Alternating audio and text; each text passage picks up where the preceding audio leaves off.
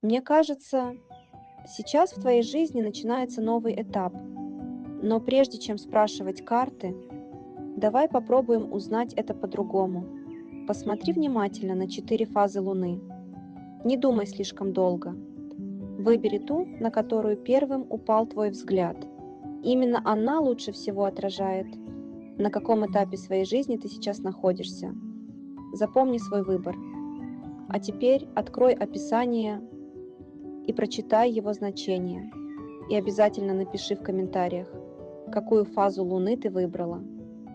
Мне правда очень интересно узнать, какая Луна сегодня окажется самой популярной.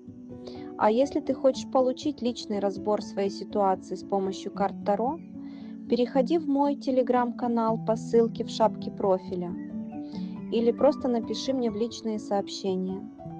Я с удовольствием помогу тебе найти ответы на самые важные вопросы.